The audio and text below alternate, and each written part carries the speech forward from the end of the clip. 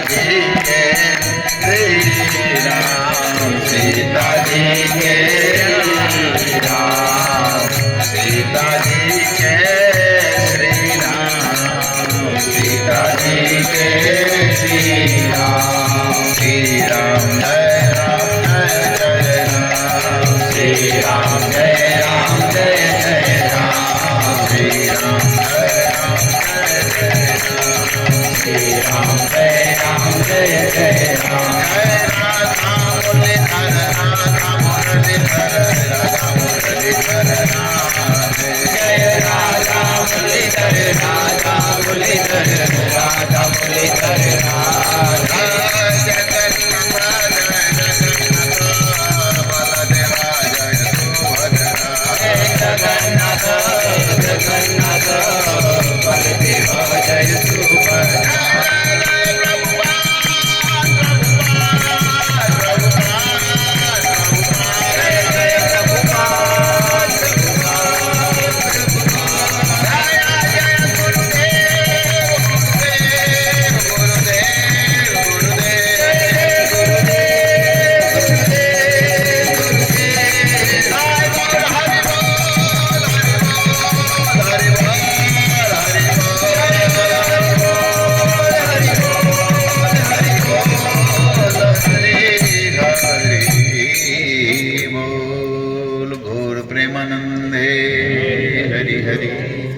श्री श्री राधा मुरलीधर भगवान की, श्री जगन्नाथ बलदेव सुभद्रा मैया की, अनंत कोटि वैष्णव वृंद की, शील प्रभुपाद महाराज की, परम पूज्य गुरु महाराज की जय, निताय गौर प्रेमानंदे।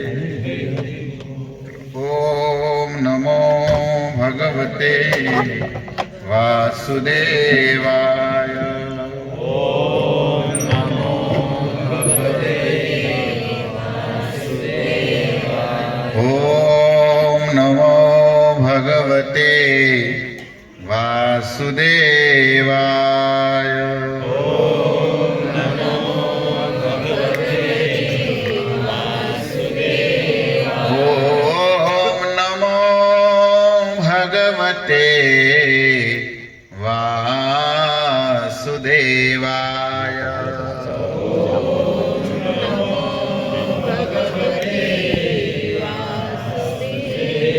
नारायणं नमस्कृत्यं नरं चैव नरोत्तमं, देवीं सरस्वतीं व्यासं ततो जयमुदीरये, नष्टप्रायेषु भद्रेषु नित्यं भागवत सेवया, भगवती उत्तमा श्लोके भक्तिर्भवति नैष्ठकिम्, ॐ यज्ञान्तिमिरान्धस्य ज्ञानाञ्जनशलाकया चक्षुरुर्मिलितं येन तस्मै श्रीगुरुवे नमः, श्रीचैतन्यमनोभीष्टं स्थापितं येन भूतले स्वयंरूपकदा मह्यं ददाति स्वपदान्तिकं, वन्देऽहं श्रीगुरु श्रीयुतापदकमलं, श्रीगुरुन् वैष्णवांश, श्रीरूपं साग्रजातं सहगण रघुनाथान्वितं तं सजीवं साद्वैतं सावधूतं परिजनसरितं कृष्ण चैतन्यदेवं श्रीराधा कृष्णपादान् सहगण ललिता श्रीशाखान्वितां च, जय श्री कृष्ण चैतन्य प्रभु नित्यानंद, श्री अद्वैत गदाधर श्रीवासादि गौर भक्त वृंद, हरे कृष्णा कृष्णा कृष्णा हरे हरे, हरे राम राम राम हरे, बरहा पीड़ा ઈદમ નટવરવપુ કર્ણ્યુકર્ણકારમ बिभ्रतवासकनककपिशं व्यजयन्तीं समालम् रन्ध्राणवैणोदरसुदया कुर्यन् गोपवृन्दे वृन्दारण्यस्वपदरमणं प्राविश गोपकीर्ति।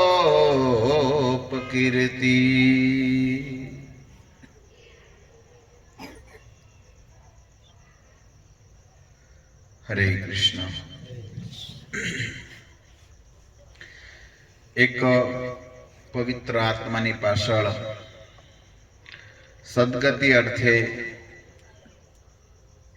सत्संग कीर्तनનું आयोजन થયું છે। એ જીવ બળભાગી જીવ છે કે જેની પાછળ આવા ભગીરથ કાર્ય થાય છે। આમ તો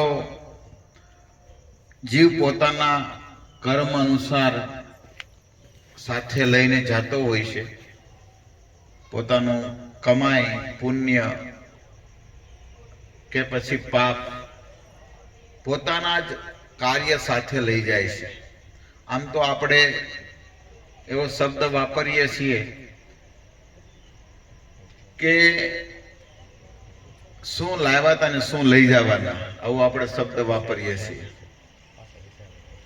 પણ એ નિશ્ચિત છે કે આપણે આપણા કર્મ આપણે હારે લઈ જઈએ છીએ।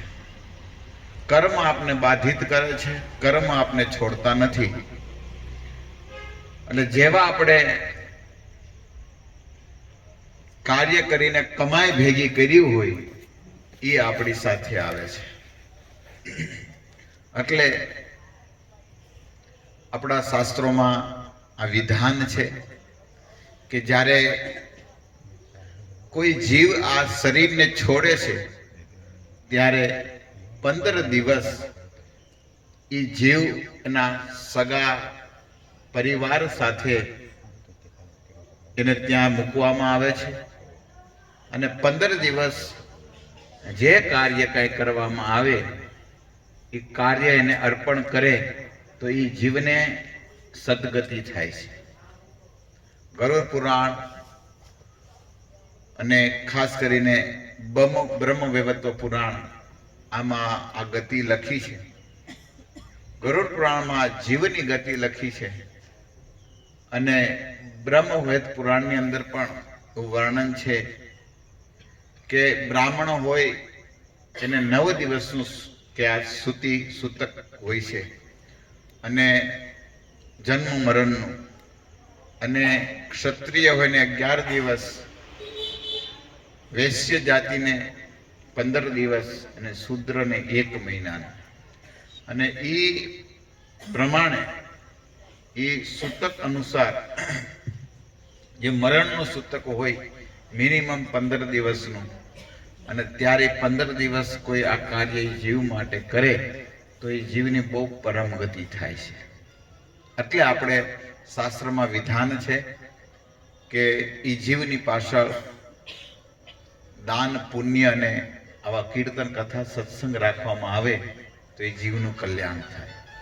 પણ અમુક જીવ હોય એ બહુ જીવ પવિત્ર હોય છે, એ એનું કમાઈને જ આવતા હોય છે।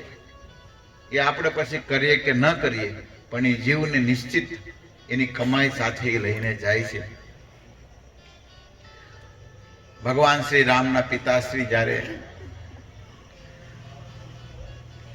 આ શરીરને છોડ્યું ત્યારે જે બ્રહ્મનિષ્ઠ બ્રહ્મર્ષિ વશિષ્ઠજી સુંદર વાત કરે છે કે આ સંસારમાં ઘણું વિચારવા લાયક છે, ઘણું કે દુઃખ કર્યા જેવું છે, શોચનીય છે। અને એમાં 8-10 વસ્તુ શોચનીય બતાવે છે દશરથ રાજા વિશે। અને ત્યારે બ્રહ્મનિષ્ઠ બ્રહ્મર્ષિના આંખોમાંથી આંસુ આવ્યા હતા। અપી બ્રહ્મ છે કે પૂરું જાણી ગયેલ છે કે શરીર હું છે, આત્મા જે બ્રહ્મમાં રમણ કરવા વાળા એ બ્રહ્મ ઋષિના આંખોમાં જ્યારે દશરથ રાજાએ શરીર ત્યાગ્યું ત્યારે રોવા લાગ્યા હતા. ધન્ય છે એ દશરથ રાજાનું મૃત્યુ કે અખિલ બ્રહ્માના નાયક જેના પુત્ર બન્યા છે અને પુત્રના વિયોગમાં એ રોવે છે અને એ પછી એનું શરીર છૂટે. પણ એનથી ધન્ય એ છે દશરથ રાજા કે ભારતનો બ્રહ્મનિષ્ઠી ઋષિ જેના આંખમાં આંસુ આવે છે, જે એનો માર્ગ કરે છે કે આવો એક રાજા આ શરીર છોડીને વહી ગયા. બહુ દુઃખને શોચનીય પાત્ર છે. બહુ રેડ આવા સંતો છે એ કોકની પાછળ એની આંખોમાં આંસુ આવતા હોય એનો વિચાર કરતા હોય. મને હમણાં જ આ વાતને યાદ આવી એટલે હું પ્રસ્તુત કરું છું. જ્યારે આ ઘટના બની ત્યારે હું મુંબઈ હતો અને ત્યારે પરમ પૂજ્ય મારા ગુરુ મહારાજ રાધા ગોવિંદ મહારાજને મેં ક્યાં વાત કરી કે મારા જે આવી રીતના તમારા જે શિષ્ય છે મારા ગુરુભાઈ છે અને આવી ઘટના બની છે. અને ત્યારે જેમ દશરથ રાજાની પાછળ એક ઋષિ બ્રહ્મનિષ્ઠ ગુરુ એના જે કહે છે કે શોચનીય છે, વિચારવા લાયક છે અને એની ઉપર એ સંતની કૃપા છે, એવી રીતના આ જલે શરીર છોડ્યું એની પાછળ આવા સંતો પણ જે વિચાર કરે છે ને એ જીવ બહુ સદભાગી ને બહુ પવિત્ર જીવ હોય છે. જે મહારાજે સ્વયં માર્ગ કર્યું અને મહારાજે મને કીધું કે એની ઉપર હંમેશા કૃષ્ણની કૃપા છે એ જીવ ઉપર. મને મહારાજે તો એ જલને જોયો નથી, પણ જે એ આવા સંતો જ્યારે બોલી દે છે ને ત્યારે ભગવાનની કાર્યને કરવું પડે છે. એટલે હું અહીંયા જ્યારે અત્યારે આવ્યો ને મને આ જલના મમ્મીએ બધી વાત કરી તો એ મને એમ થયું કે નહીં, એક સંત બોલે તો એની વાતમાં કેટલો પ્રભાવ હોય છે. તો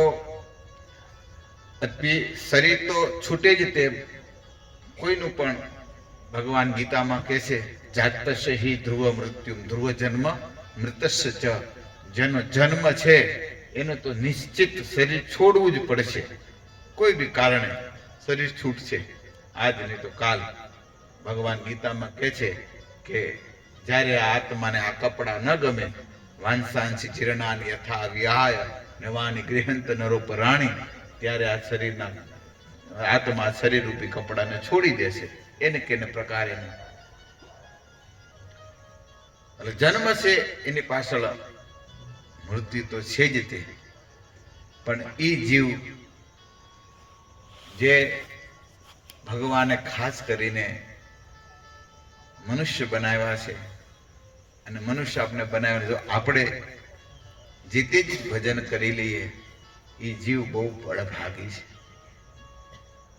આજે આ જલની પાછળ આજે કેટલામો 8મો દિવસ 7મો દિવસ 9મો 10મો દિવસ છે આજે.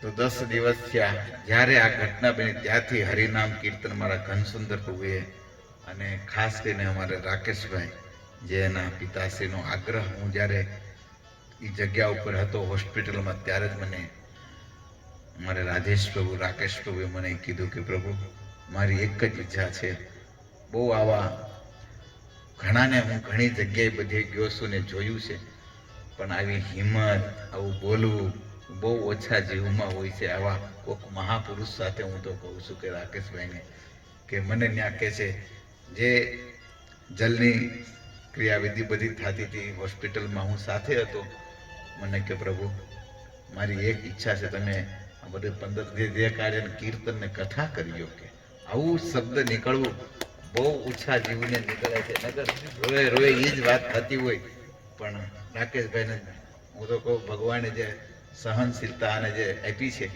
અરે એ તો ગુરુની કૃપા હોય તે જ આવું બધું થતું હોય, એમને તો ન થાય.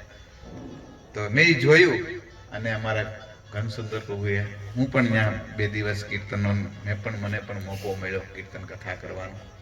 આજે પણ હજી આપણે 1-2 દિવસ અહીંયા પણ કરશું. પણ અમારા ઘનસુંદર પ્રભુ, અમારા ભાવનગરના બધા ભક્તો, આકાશ પ્રભુ અને બલરામ પ્રભુ અને મારા તુલસીદાસ બધા જે અહીંયા આવે છે મને ખબર નથી, તો બધાએ બહુ સુંદર એક આવા જીવની પાછળ બધા પોતાનો સમય નીકાળીને આવ્યા છો, એ બહુ મહત્વપૂર્ણ છે. હું યાદ કરું પરીક્ષિત મહારાજને, જ્યારે પરીક્ષિત મહારાજને ખબર પડી કે મારા જીવનમાં હવે 7 દિવસ બાકી છે, અને ત્યારે પરીક્ષિત મહારાજ પૂરા રાજ્યની અંદર અનેક બ્રાહ્મણો પાસે ગયા, અનેક સંતો પાસે ગયા, અને કોઈ બધી પોતપોતાની રીતે બધી કહે છે કે કોઈક કે તમે પુણ્ય કરો ને કોઈ કે તપસ્યા કરો, વ્રત કરો, આવી બધી વિધિ વિધાન બતાવે છે. અને ત્યારે અંતે પરીક્ષિત મહારાજ જ્યારે ગંગાના તટ ઉપર પહોંચ્યા અને ત્યારે બધા સાધુઓને જોયા ને, તે પરીક્ષિત મહારાજના આંખોમાંથી આંસુ આવી ગયા અને પરીક્ષિત મહારાજ રોવા મળ્યા. અને પરીક્ષિત મહારાજ બધા સાધુઓને દંડવત પ્રણામ કરીને કહેવા લાગ્યા, આ વ્યક્તિએ અપરાધ કર્યો છે, એક ઋષિ મુનિનો અપરાધ કર્યો છે, અને છતાં એ અપરાધ અને મારું હવે શરીર છૂટે એમ છે, પાકું છે 7 દિવસમાં હું મરું એમ છું, મારું શરીર મરે એમ છે, ત્યારે તમે મારા દુઃખના બધા ભાગી બનવા આવ્યા છો. પરીક્ષિત મહારાજ વાતને કરે છે, આજ ભલે હું ગમે એવા મેં પાપ કર્યા, પણ મારા સૌભાગ્ય છે તમે અંતકાળે બધા સંતો મને દર્શન દેવા મારા કાર્યમાં આવ્યા છે. આવા કાર્યની અંદર આપણે બધાને આવવું અને ભગવાનને પ્રાર્થના કરવી એ બહુ મહત્વ છે. પરીક્ષિત મહારાજ, અને પછી તો પરીક્ષિત મહારાજ પાસે સુખદેવ ગોસ્વામી આવે, અને સુખદેવ ગોસ્વામી આવે ત્યારે સુખદેવ ગોસ્વામીને બહુ સુંદર આસન આપે છે. સુખદેવ ગોસ્વામીને આસન આપ્યું છે, અને ત્યારે અનેક હજારો ઋષિ મુનિઓ એ ગંગાના તટ ઉપર બિરાજમાન બેઠા છે. એ કથા સાંભળવા માટે વેદવ્યાસજી આવ્યા છે, બ્રહ્માજી આવ્યા છે, નારદજી છે, આ બધા અનેક ઋષિ મુનિઓ બધા સશિષ્યને એના શિષ્યો લઈને પરીક્ષિત મહારાજની પાસે, જે પરીક્ષિત મહારાજને જે કથા કહેવાના છે, સુખદેવ ગોસ્વામી ત્યાં આવ્યા છે. પરીક્ષિત મહારાજે પ્રશ્ન કર્યો છે. આમ તો પહેલા તો પરીક્ષિત મહારાજે ઘણું એનું સ્વાગત કર્યું, પૂછી રહ્યા છે, કહી રહ્યા છે મારા સૌભાગ્ય છે કે મેં તો અપરાધ કર્યો, છતાં મારા સૌભાગ્ય છે કે હે ઋષિવર ગુરુવર્ય, હે સુખદેવ ગોસ્વામી તમે આવ્યા છો. મેં સાંભળ્યું છે કે એસા સ્મરણાંત પુંસ, કે તમારું સ્મરણ કરવાથી શુદ્ધંતિ વે ગૃહા, તમારા અમારા જેવાના ગ્રહસ્થ જીવન તમારા જેવા ભક્તોનું સ્મરણ કરવાથી પવિત્ર થઈ જાય. એટલી તાકાત છે સંતો ભક્તોમાં, જે શુદ્ધ ભક્ત કૃષ્ણ ભક્ત છે એમાં એટલી તાકાત છે. પરીક્ષિત મહારાજ સુખદેવ ગોસ્વામીને કહે છે કે અત સ્મરણ, કે તમારું કોઈ સ્મરણ કરવાથી શુદ્ધંતિ વે ગૃહા, એ ગ્રહસ્થ જીવન એનું પવિત્ર થઈ જાય, અને પછી કોઈ એને સ્પર્શ કરવા મળે, એના ચરણ ધોવા મળે, આસન દેવા મળે, તો શું બધી ક્યાં વાત રહી છે. આજે મારા સૌભાગ્ય છે કે મને આજે તમારા જેવા સંત મળ્યા છે, અને આજે તમે મને આ મોકો પ્રદાન કર્યો છે. એટલું જ નહીં, હું તમારી શારીરિક સેવા બધી કરવાનો છું, એના ચરણ ધોયા, આસન આપ્યું, આ તો બધું કર્યું જ છે પરીક્ષિત મહારાજે, પણ મુખ્યત્વ તમે 7 દિવસની મને ભગવાનની હરિકથા કહેવાની છે. આ સંસારમાં સૌથી મોટો જીવ ઈ છે, સૌથી મોટો દાની વ્યક્તિ ઈ છે, જે ભગવાનની કથા કહે ને એના તુલ્ય કોઈ વ્યક્તિ ન આવે. બધું આપણે દેવામાં આવે ને, કોઈ કે પુણ્ય દાન બધું કરે ને, કોઈ ગોદાન કરે, કોઈ વસ્ત્ર દાન કરે, કોઈ ધન દાન કરે, ભૂમિ દાન કરે, આ બધું દાન, પણ કોઈ કથા દાન કરે, આનાથી મોટો કોઈ દાની છે જ નહીં. આવું ગોપીઓનું કથન ભાગવતમાં ગોપી ગીતમાં છે. ગોપીઓ કહે છે કે તવ કથામૃતમ તપ્ત જીવના કવિ બિરીડિતા કલ્મષાપહં શ્રવણ મંગલ શ્રીમદાતત ભુવિ ગૃણન્તિ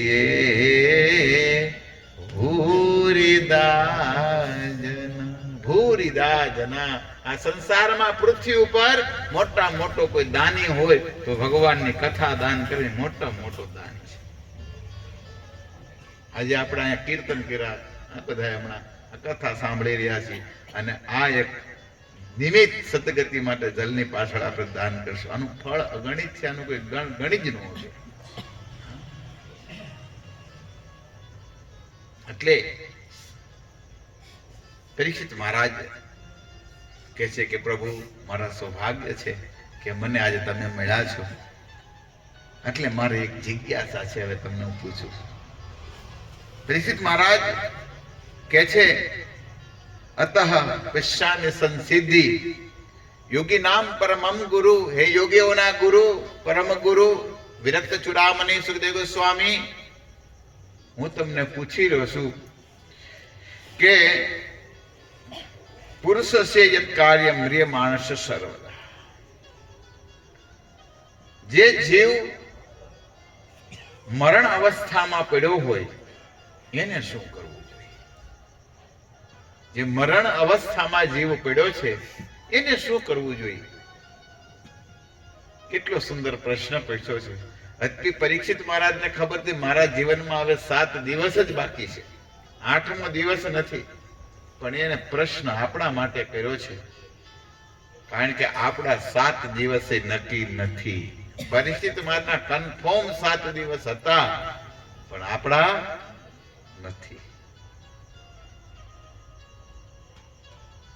એટલે આપણે માટે એ પ્રશ્ન કર્યો છે. એટલે આપણા જીવનમાં 7 મિનિટ પણ કોઈ નહીં કહી શકે કે મારા 7 મિનિટ હું જીવી શકીશ. કોઈ કાળનો ભરોસો નથી, ક્યારે એ કાળ આપને થપાટ મારે. એટલે આપણે આવા પ્રશ્નથીના જે જવાબ છે સુખદેવ ગોસ્વામીના, એને શ્રવણ ચિંતન કરીને આપણા જીવનનું કલ્યાણ કરવું જોઈએ, આત્મકલ્યાણ કરવું જોઈએ. યદુ મહારાજ ના પિતાશ્રી અયાતિ મહારાજ ભાગવત ની અંદર સુંદર વાત કરે છે. એની પત્ની દેવયાનીને કહે છે કે ભાર્યા, હે ભેરુ, આ જીવન મળ્યું તું મને, અને આ જીવન મેં તારામાં સૌંદર્યમાં તને ભોગાવવામાં મેં આખું શરીરને બગાડી દીધું. મારું ભજન કરવાનું મેં ભજન ન કર્યું, ભગવાને આ શરીર મને ભજન કરવા માટે આપ્યું અને મેં ભોગવવા માટે કર્યું. યદુ મહારાજ બહુ ખેદ કરે છે, અયાતિ મહારાજ બહુ ખેદ કરે છે કે મેં મારું જીવનને, અને પછી એની સ્ટોરી બકરા બકરી રૂપમાં કહે છે અયાતિ મહારાજ.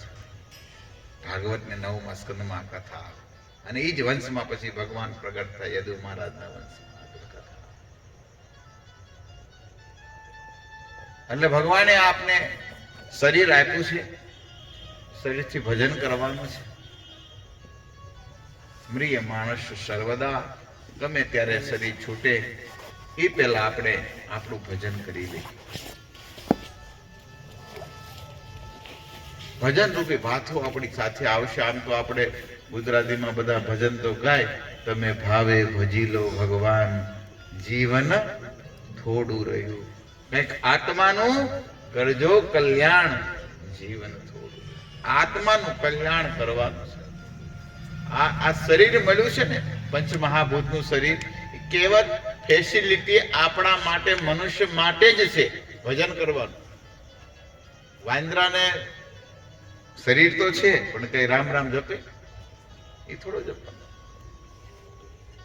ગાય પૂજનીય શરીર છે, ગાય માતાનું શરીર બહુ પૂજનીય છે, પણ તમે ક્યાં એવું સાંભળ્યું કે ગાય રામ નામ જપવા લાગી કે ભાગવત કથા બોલવા લાગી? પૂજનીય સત્તા કેવલ એક આ યંત્ર મનુષ્યનું એવું જ યંત્ર છે. ભગવાન એક કેવલ આ મનુષ્યોની માં જ કેવલ ભગવાનનું ભજન કરવા માટે આ શરીર આપ્યું છે. અને આ હું નથી કર્યો, ભાગવતમાં ભગવાન સ્વયં ઉદ્ધવજીને કહે છે આ વાતને, ન દેહ આદ્યમ સુલભમ સુદુર્લભમ લકમ સુકર્ણમ ગુરુકર્ણ ધારમ મયાનું કુલે નભસ્ત તેરિતમ 11મા સ્કંદની અંદર 20મા અધ્યાયના 17 નંબરના શ્લોકમાં આ વાત કરે છે ભગવાન. અને ભગવાન કે આવું શરીર મેં આપ્યું, જો આ ભજન ન કરીએ તો પછી ભગવાન કે છે આત્મહત્યારો છે, એવું કે છે ભગવાન. શરીર આપ્યું જો મારું ભજન ન કર્યું તો આત્મહત્યારો છે. એટલે ભજન આપણે ભલે એવું નથી કહેતો કે 24 કલાક ગ્રહસ્થ લોકો કરી શકે, પણ એની જીવનમાં કમસે કમ દિવસની 2-5 દાદીની 2-3 કલાક તો એવી કાઢે ભગવાન પ્રભુ માટે.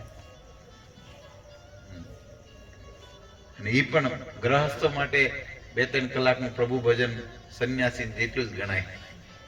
અમે ભલે મંદિરમાં રહીને આખો દી કરીને તમે 3 કલાક સારું ભજન કર્યું ને, ફળ તો જ્ઞાન.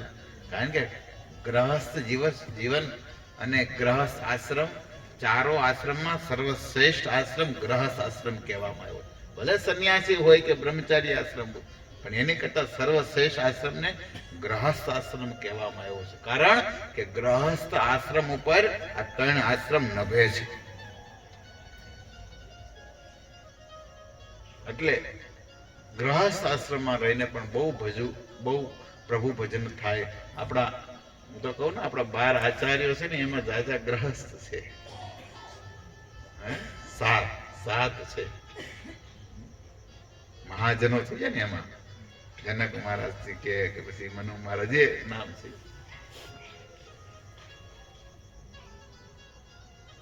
એટલે ગ્રહસ્થ થી ભજન તો થાય જ. મહારાજ કાલે મને કહેતા હતા કે વેણુ ગાયક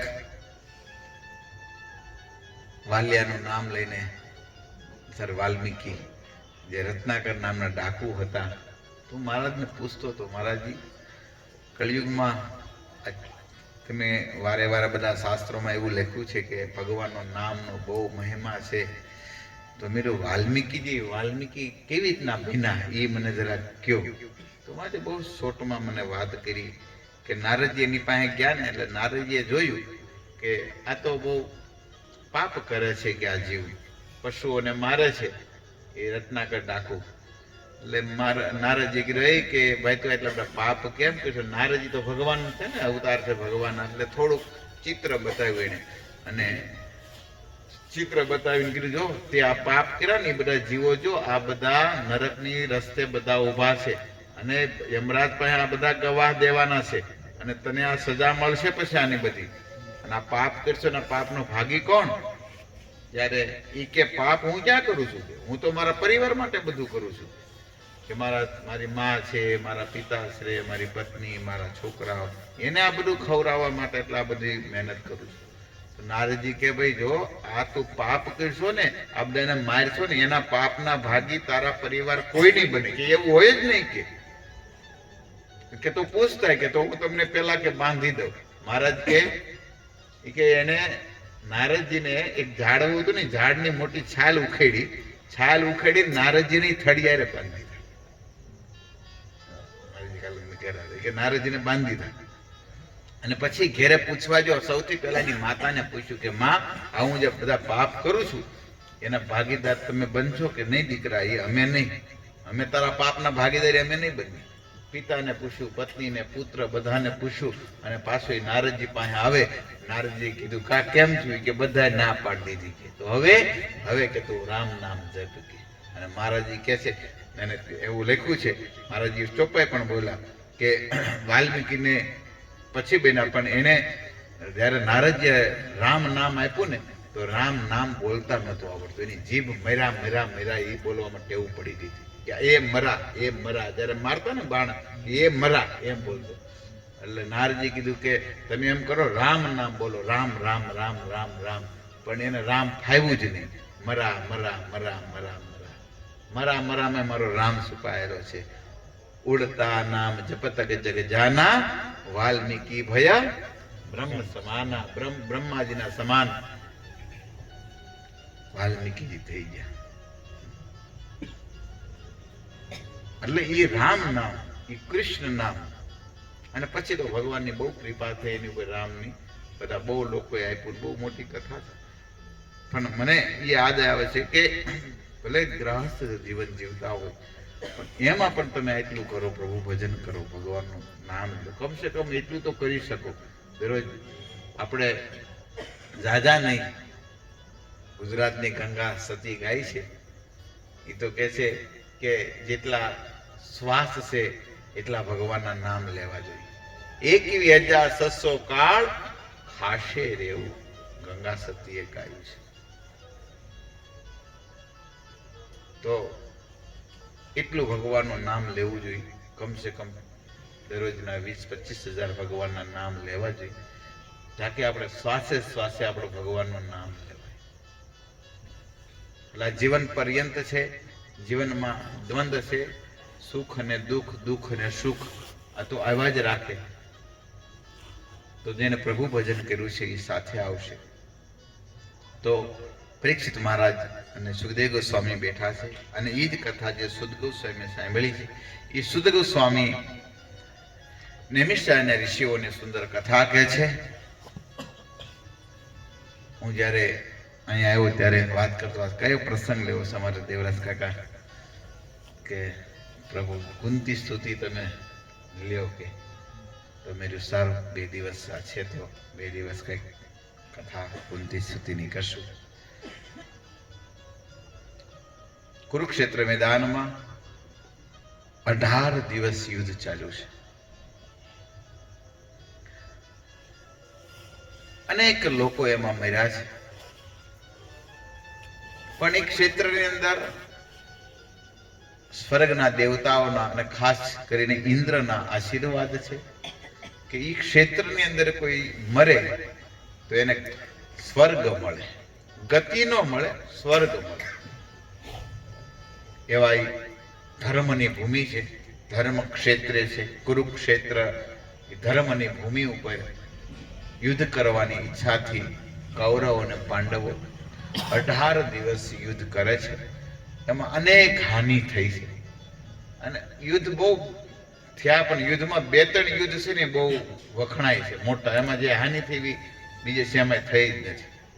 એક તો સંગ્રામ યુદ્ધ, દેવતાઓનું અસુર સંગ્રામ યુદ્ધ થયું, એમાં પણ બહુ હાનિ થઈ હતી. અને બીજું આપણે આ પૃથ્વી ઉપર મહાભારત યુદ્ધ, સેંકડો લોકો મરી ગયા હતા, પણ એમાં કલ્યાણ થયું છે. કોઈ વર્ણન છે કે બધા શરીર એના છૂટા, એમાં બધાને ગતિ થયેલ સ્વર્ગમાં. અને ત્યારે 18મો દિવસ લગભગ ભીમની વિકોદરની ગદાથી બધા પરિપૂર્ણ સ્વર્ગની અંદર જઈ રહ્યા છે. એક બાકી છે, કોણ? દુર્યોધન, 100 ભાઈ. અને એ પણ વિકોદરને ભીમની ગદાથી એની જંગા જાંગ સાથળ ભાંગી ગયો છે અને મરવાની અણી ઉપર પડ્યો છે, હજી પ્રાણ ગયા નથી. અને ત્યારે લગભગ અંધારું સંધ્યા થઈ અને ત્યારે એ કૌરવની સેનામાંથી 3 લોકો બચ્યા હતા, કૃતવર્મા, કૃપાચાર્ય અને અશ્વસ્થામા. આ 3 લોકો બચી ગયા હતા. અને ત્યારે અશ્વસ્થામા એના ગુરુના પુત્ર છે, એ આવીને કીધું કે દુર્યોધન, હજી આપણે હારી નથી ગયા, હજી અમે 3 જીવી છે. તું મને કે આ તારા જે પક્ષનું છે સેનાનો, મને હવે તું શું બનાય કે મને સેનાપતિ બનાય. હવે 3 જણા છે એમાંય સેનાપતિ બનાવવા માંગ્યા.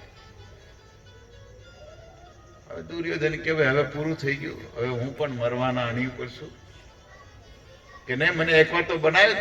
તે જે કામ ન કર્યું ને એ કામ હું કરીને બતાવું. શું કરે કે 5 પાંડવોના મસ્તક કાપીને તારી સામે લાવું. ત્યારે દુર્યોધને કીધું કે એ રહેવા દે, જેની રક્ષા કરવા વાળા દ્વારકાધીશ છે એના ડોકું નહીં, વાળે કાપી ન આવી. ડોંગરેજી મહારાજ એક સુંદર વાત કહેતા કે જેટલા તારા આકાશમાં એટલા શત્રુ હોય, જેટલા તારા આકાશમાં એટલા શત્રુ હોય, જેની રક્ષા કરવા વાળા રઘુનાથ છે એનો વાળ વાકો પણ ન હોય. રક્ષા કરવા જેના રામ છે, દ્વારકાધીશ છે, એનો વાળ પણ કોઈ વાકો કરી શકે નહીં. અને ત્યારે કે મને એકવાર બનાય તો ખરા કે દુર્યોધને એના શરીર લોહીનું લથપથ હતું એટલે એ લોહી એને તિલક કરી દીધું કે જા સેનાપતિ. અને ત્યારે અસ્વસ્થામાં જાય છે. એ જાય છે અને ત્યારે એને જોયું એક ઝાડ ઉપર ઉલ્લુ, આપણે શું કે ને સામાછીડ્યું કે ઘુવડ, એને શું દેખાય, રાતે દેખાય, દિવસે ન દેખાય. એટલે એને જોયું એટલે બીજા પક્ષીઓના માળામાં જે બચ્ચા ને બધું હતું ને એ ફેંકતું મારતું. એટલે આને એની ઉપરથી સલાહ લીધી કે આ કર્યા જેવું છે કે અત્યારે કે આ બધા કૂતા છે ને અને એમાં આપણે મારી નાખીએ કૂતા છે. અને ત્યારે પાંડવની શિબિરમાં જાય અને પાંડવો તો બહુ ઠાક્યા હતા, કારણ કે એમાંય અર્જુન તો વિશેષ, ભીમસેન બધા ઠાક્યા હતા અને એની શિબિરમાં બધા સૂતા હતા. અને પાંડવના 5 પુત્રો એક શિબિરમાં સૂતા હતા, જે 16 થી તે 21 વર્ષના એ દીકરાઓ હતા. દ્રૌપદીના કુખે 5 ને એક પુત્ર થયા હતા. એ ત્યાં ગયા અને આને કઈ અંધારામાં જોયું નહીં, તલવાર નીકાળી અને 5 જે સૂતા હતા એના 5 એક ડોકા કાપી નાખ્યા, સર મસ્તક કાપી અને ફાટ ભરી અને કોની પાસે આવ્યો? દુર્યોધન પાસે. દુર્યોધનને કહેવા લાગ્યો, મિત્ર જો કે તે જે 18 દિવસમાં કામ ન કર્યું એ હું આ 18 મિનિટમાં કરીને આવ્યો. શું કે? દુર્યોધને પૂછ્યું શું? એ કે હું આ 5 પાંડવના મસ્તક કાપીને આવ્યો છું. દુર્યોધન ખડખડાટ હસવા માંડ્યો. એ કે આ માન્ય કોઈ થાય? દુર્યોધનને ખબર હતી કે 5 પાંડવ મરે એમ છે નહીં. અને ત્યારે અસ્વસ્થામાં કે મારી ઉપર તને વિશ્વાસ નથી કે જોઈ લે આ કે 5 ડોકા કે. તો દુર્યોધન કે મને જોવા દે ને, એમાં ભીમની ખોપડી છે ને બહુ કડક ને હાર્ડ છે કે. તો એને એ ખોપરી જયારે 5 છોકરાઓના એ મસ્તક હતા એને એડોના પાંચ હતા, 5 પુત્રના એ મસ્તક ફૂટી ગયા. અને ત્યારે એને બહુ દુઃખ થયું અને ત્યારે એનું મૃત્યુ થયું. એવું વર્ણન છે મહાભારતનું. એનું કારણ છે શ્રાપ, મૈત્રેયજીનો શ્રાપ હતો. એવી કથા આવે છે, મૈત્રેયજી મનાવા ગયા હતા અને એ સભામાં ધૃતરાષ્ટ્રને કીધું તમે આ અન્યાય કરો છો, આ પાંડુના જે પુત્ર છે એ 5 ને રાજ આપો, એને પણ તમારે ભાગે દેવું જોઈએ. એટલે એ કે મારું કઈ હાલતું નથી ને મારો છોકરો કરે એ હાચું કે. પણ એ સભામાં તે દુર્યોધન નહોતો. પણ જયારે સભામાંથી બહાર નીકળ્યા ને દુર્યોધન એને બાવણા ઉપર દરવાજામાં મળ્યો અને ત્યારે એ મૈત્રેયજી એને સમજાવ્યા. દુર્યોધને કીધું કે આ પાંડવોને ભાગ દેવો જોઈએ, તારા જ ભાઈઓ છે કે 3 ભાઈઓ છે એનો ભાગ દે તું. પણ એને અને ત્યારે વર્ણન છે કે દુર્યોધને એ મૈત્રેયજી સામે આમ જાંગ ઠોકીને કીધું કે હું કાંઈ નહીં આપું. અને ત્યારે જ એ મૈત્રેયજીએ એને શ્રાપ આપ્યો કે આ જાંગ દ્વારા તારું હર્ષ ને સુખનું, મતલબ સુખ ને દુઃખનું, ત્યારે આ જાંગ જ તારું મૃત્યુ બનશે. જા એને શ્રાપ હતો. અને એટલે જ તે જો ભગવાન કૃષ્ણ કેવી બધી આમ પાસા રમે. તમે જો મૈત્રેયજીનું વચન રાખવા માટે ભગવાન ઓલો જ્યારે એના માતાએ ગાંધારીએ કીધું કે બેટા કે બિના વસ્ત્ર મારી પાસે આવજે, મારી દ્રષ્ટિમાં એટલી તાકાત છે તું આખો કે લોખંડનો થઈ જાય. પણ ભગવાને વિચાર્યું હતું કે ભાઈ આગળ એક તો ભીમસેને પ્રતિજ્ઞા લીધેલી અને એક પ્રતિજ્ઞા ભગવાને અહીંયા શ્રાપ આપેલો મૈત્રેયજી. એટલે એ માટે એ જાંગને કાચી રખી ભગવાને અને એટલે જ વિકોદરની ગદા લાગીને એનું મૃત્યુ થયું. આવી રીતના પછી મૃત્યુ થયું એનું દુર્યોધનનું એવું વર્ણન છે. સવાર પડ્યું છે, દ્રૌપદીજી આવ્યા છે અને એ દ્રૌપદી એક વર્ણન છે કે ટીટોડીના ઈંડા પાસે કોઈ જાય, એના બચ્ચા પાસે જાય ને કેમ આખી કે માથે લે આપણી ભાષામાં, એવી રીતના દ્રૌપદી જોર જોરથી કહેવા લાગી, હાય હાય મારા પતિ ક્યાંય ગયા, મારા 5 પુત્રને મારી નાખ્યા, આ ભૂતાય રાખે. બોલવા લાગ્યા, અર્જુનનું નામ લીધું ને આવ્યા. અને એ કથા આગળ બધા સાંભળી છે. અને અંતે અશ્વત્થામાને પકડીને આવે અને પણ દ્રૌપદીના હૃદયમાં બહુ દયા છે. ભારતમાં બહુ નારીઓ આર્ય નારી કહેવાની, પણ દ્રૌપદી જેવી આર્ય નારી કઈ છે જ. 5 પુત્રના મસ્તક કાપવા વાળો હત્યારો એની સામે છે, પણ એ ભારતની આર્ય નારી દ્રૌપદી કે છે નહીં, હે પતિદેવ અર્જુન, આને છોડી દો, આને ન મરાય, આપણો ગુરુ પુત્ર છે, એમ કહીને રોવા માંડી કે આજ મને વેદના છે, હું પુત્ર વગરની, કાલ આને મારી નાખશો તો ગુરુ માતા કૃપી પણ એ દુઃખી થશે. કેવી એનામાં વેદના તમે જોવો તો ખરા. અને પછી સવાર પડ્યું ને કથા એવી છે ને સુદ ગોસ્વામી વર્ણન કરે કે ગંગાના તટ ઉપર એક એકના નામ લઈને પાંડવોએ બધાનું જલ તર્પણ કર્યું છે. આ વિધિ છે. આજે ઘણા લોકો એમ કહે છે ને આ બધું કરવાની જરૂર નથી, આ ભાગવત તમે વાંચ્યું નથી, શાસ્ત્ર વાંચ્યા નથી. આ વિધિ બહુ જરૂરી છે. ઘણા આવે આ વિધિ કરતા નથી, પણ આ વિધિ બહુ જરૂરી છે જીવ માટે. આમ જોવામાં આવે ને કે વૈષ્ણવ માટે, તો વૈષ્ણવ માટે પણ ભંડારાની વિધિ છે, એને માટે પણ આ વિધિ છે. કારણ કે એને જયારે સંન્યાસ લેવામાં આવે તો એને એ નિવૃત્તિ માર્ગ છે, એટલે એના પ્રવૃત્તિ માર્ગમાં જે વિધિ ઉત્તર ક્રિયાની ના, પણ એની બીજી વિધિ છે ભંડારાની વિધિ. વિધિ તો એની આવે.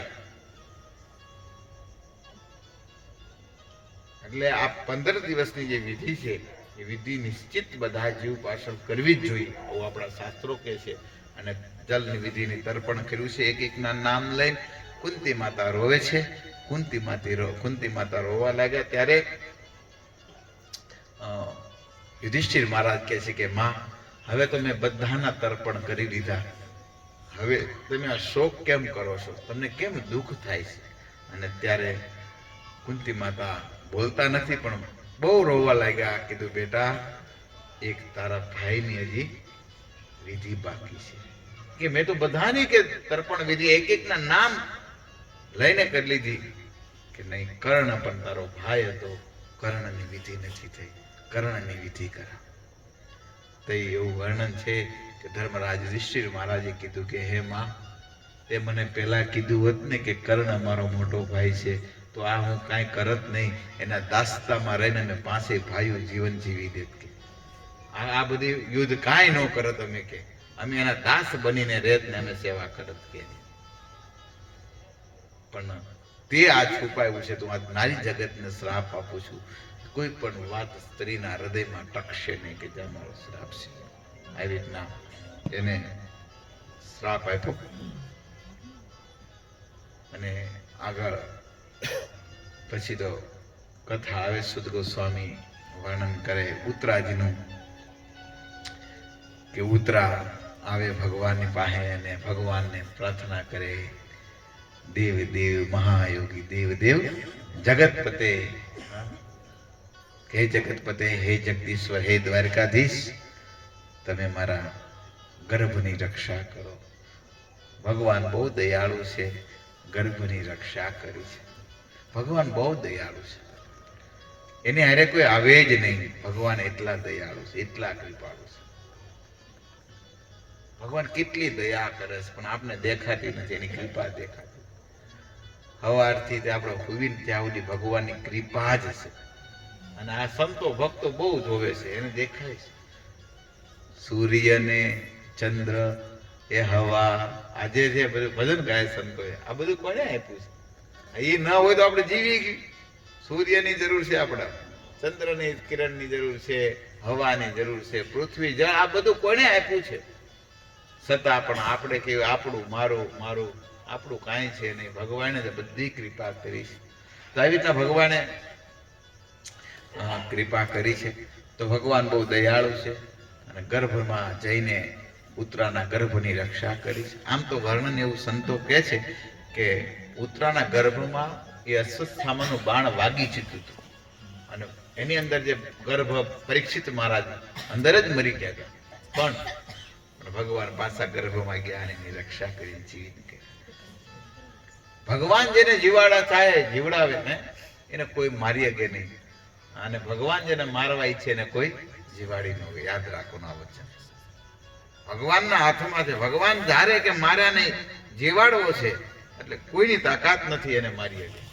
અને ભગવાન કે ભાઈ આ કાલો અશ્મી કાળ રૂપમાં ભગવાન આવીને લઈ લે તો પછી આપણે કોઈ એને બચાવીને આ યાદ રાખે. તો આવી રીતના ભાગવતની અંદર વર્ણન છે.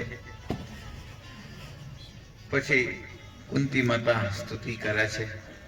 ઈશ્વર પરમ કૃષ્ણ સચિદાનંદ વિગ્રહ અનાદિરાદિર ગોવિંદ સર્વ કારણ કારણમ. ભગવાન દ્વારકા જવા માટે નીકળ્યા છે અને ત્યારે ભગવાન સુંદર એ રથની અંદર આરૂઢ છે અને ત્યારે વેદવ્યાસજી અત્યાદી ધૌમ્ય અત્યાદી ઋષિમુનિઓ બધા ઉપસ્થિત છે અને એ સુંદર રથની અંદર ભગવાન બિરાજમાન છે. ત્યારે ભગવાનની ફૈબા આવ્યા છે, કુંતી માતા આવ્યા છે અને કુંતી માતા આવીને ભગવાનને હાથ જોડીને પ્રાર્થના કરે છે કે હે પ્રભુ, હે નાથ, તમે ઈશ્વર છો, ઈશ્વર પરમ કૃષ્ણ. હે કૃષ્ણ, તમે સ્વયં ભગવાન છો. તમે કોઈ સાધા તો પ્રણામ કર્યા તો ભગવાન કે હે ફૈબા, મને કે આ શરમ લાગે છે કે હું તમારો ભત્રીજો છું. કે ફઈ કઈ દીકરાને પ્રણામ કરી સારું લાગે કે ભત્રીજાને પ્રણામ કરે સારું લાગે? મામ કનિષ્ઠમ, હું તમારથી બહુ નાનો છું કે એટલે મને તમે પ્રણામ નહીં કરો. તે કુંતી માતા કે નહીં બેટા, તું મારો કયો ભત્રીજો એવું બધું મને ખબર પડી ગઈ છે. તું મારો ભત્રીજો નહીં, તું સાક્ષાત ઈશ્વર છો. એટલે ઈશ્વર પરમ કૃષ્ણ, પરમ કૃષ્ણ, પરમ પુરુષ ભગવાન તમે છો. એટલે હું તમને પ્રણામ કરું છું. નમસ્તે કૃષ્ણ ઈશ્વરમ પ્રકૃતિ અલક્ષમ સર્વભૂતાનામ. તમે અંદર બહાર બધે પ્રભુ તમે જ છો. તાઈ કુંતી માતાએ સુંદર સ્તુતિ કરી છે. કુંતી માતા સ્તુતિ પાસે પહોંચતા એટલે આ બધી આગળ મહાભારતની જે બધી કથા કરી. 10:30 થઈ ગયા છે. તો કાલે પણ છે